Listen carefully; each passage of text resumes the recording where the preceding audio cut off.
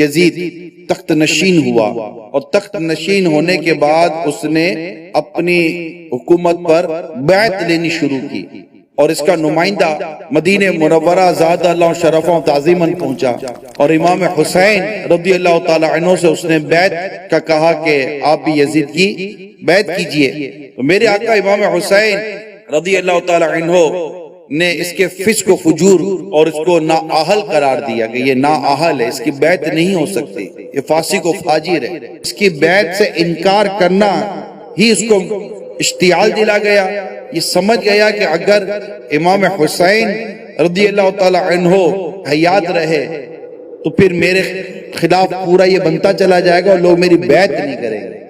حکومت کی لالچ، تخت کی محبت، یہ ریاستوں کی جو محبت ہوتی ہے نا، یہ بڑی خطرناک ہوتی ہے. بعض ہوتے جو حکومت کے لیے قتل و غارت گیری کر جاتے ہیں، یہ نا ان کو سب کو یزید پلید کی ان حرکتوں کا سبق حاصل کرنا چاہیے کہ جب امام حسین رضی اللہ تعالی عنہ نے اس سے بیعت نہیں کی کہ یہ نااہل تھا، اور اگر یہ بیعت ہو جاتی تو پورا نظام درہم برہم ہو جاتا دین کا، کہ مستقبل کے لیے کسی بھی ایسے فاسق و فاجر ظالم کی بیعت کے لیے امام حسین کے بیعت کرنا حجت ہو جاتا، دلیل بن جاتا.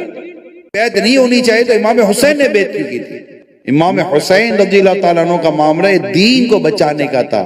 یہ کربلا میں امتحان تھا اور الحمدللہ ہمارے آقا امام حسین اس امتحان میں ایسے کامیاب ہوئے کہ قیامت تک آنے والے عاشقان صحابہ اور اہل بیت کو سبق دے گئے کہ جب امتحان پڑے تو تم بھی استقامت کے ساتھ ڈٹے رہنا، اپنے حق پر قائم رہنا، دین پر قائم رہنا، باطل کی آگے سر مت جھکانا، اپنی جان دے دینا مگر دین پر آنچ نہ آنے دینا. یزید پلید کے دور میں ایک سے بڑھ کر ایک ظلم و ستم اور ناانصافیوں کے ریکارڈ قائم کیے گئے، مگر 3 ایسے افسوسناک سانے ہوئے جن کو بھلانا اور تاریخ میں گم کر دینا یہ پاسبل نہیں ہے. اس میں سے ایک سانحہ کربلا، دوسرا ثانیہ حرہ اور تیسرا اس ظالم نے مکہ مکرمہ پر بھی حملہ کیا. حرہ کے معنی کیا ہے؟ حرہ کہتے ہیں پتھریلی زمین کو، اور چونکہ مدینہ منورہ کے باہر ایک حصہ پتھریلا اور آتش فشاں کے پتھروں سے ڈھکا ہوا ہے. یہ واقعہ وہیں پیش آیا تھا، دشمن فوجوں نے وہیں اپنا پڑاؤ ڈالا تھا، اس وجہ سے اس کو حرہ کا علاقہ کہا جاتا ہے. کربلا کے خونی واقعے کے بعد چونکہ لوگ یزید کی خباثت اور بے دینی سے مزید آگاہ ہو گئے تھے، لہٰذا انہوں نے اس کے خلاف اٹھنے کا فیصلہ کیا. حضرت عبداللہ ابن زبیر رضی اللہ تعالیٰ عنہ نے یزید کے خلاف علم بلند کیا اور مکہ مکرمہ میں انہوں نے اعلان کیا کہ خلافت قائم فرمائیں. اہل مدینہ نے کربلا میں یزید کی فوج کے کارنامے سنے تو وہ بھی حضرت عبداللہ بن زبیر سے مل گئے اور ان سے بیعت کر لی.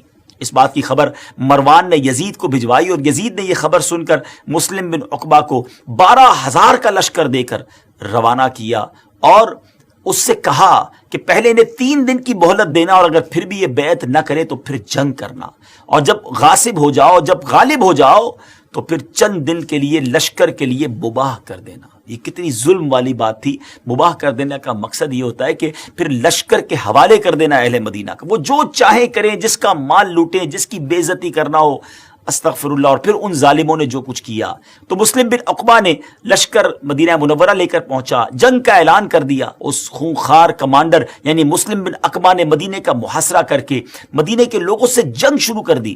چند دن تک تو وہ مدینہ پاک میں داخل بھی نہ ہو سکا. اب اس ظالم نے دھوکہ اور فریب شروع کیا اور کسی اور طریقے سے مدینے میں داخل ہوئے اور مدینہ پاک میں لوگوں کا خون بہانا شروع کر دیا. ایک سپاہی ایک عورت کے گھر میں داخل ہوا. اس عورت کا ایک چھوٹا سا دودھ پیتا بچہ تھا، شیر خوار بچہ تھا.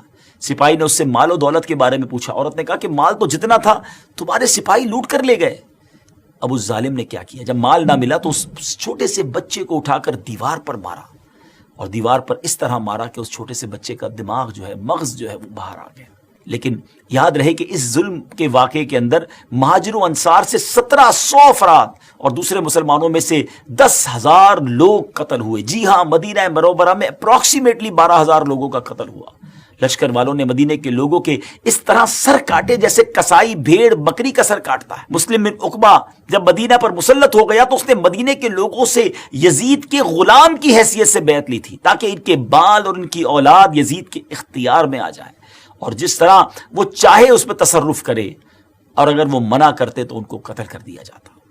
مورخین لکھتے ہیں کہ مسلم بن عقبہ نے اس قدر بے گناہ لوگوں کا خون بہایا کہ وہ بہت زیادہ خون بہانے والے کے نام سے مشہور ہو گیا، اور شاید یہ کہنا غلط نہ ہوگا کہ اس واقعے سے کسی کو بھی نجات نہ مل سکی، یا تو وہ قتل ہو گئے، انتقال کر گئے، یا ان کی توہین کی گئی۔ وہ مدینے کی بے حرمتی کر کے، مدینے کے علاقوں کو پامال کر کے پھر مدینے سے مکے کی طرف روانہ ہوتا ہے۔ مکہ مکرمہ میں حضرت عبداللہ بن زبیر سے جنگ کی جائے اس لیے وہ لوگ جاتے ہیں۔ ابھی یہ راستے میں تھا کہ مسلم بن عقبہ کا ٹائم پورا ہو گیا، اس کو موت نے پکڑ لیا۔ مسلم بن عقبہ کے مرنے کے بعد جب یزیدی فوج وہاں سے روانہ ہوئی تو وہ عورت، جس عورت کے بچے کے ساتھ اس ظالم نے ایسا کیا تھا، وہ اس کی قبر پر آئی اور اپنے غلاموں کے ساتھ جب قبر کھدوائی تو اس نے دیکھا کہ اس ظالم کی لاش کے ساتھ سانپ لپٹا ہوا ہے۔ ایسے لوگوں کا انجام پھر ایسا ہی ہوتا ہے۔ نہ یزید کی وہ جفا رہی، نہ شمر کا ظلم و ستم رہا، جو رہا تو نام حسین کا، جسے یاد رکھتی ہے کربلا۔ شیئر کیجئے، لائک کیجئے اور سبسکرائب کیجئے۔ Thank you.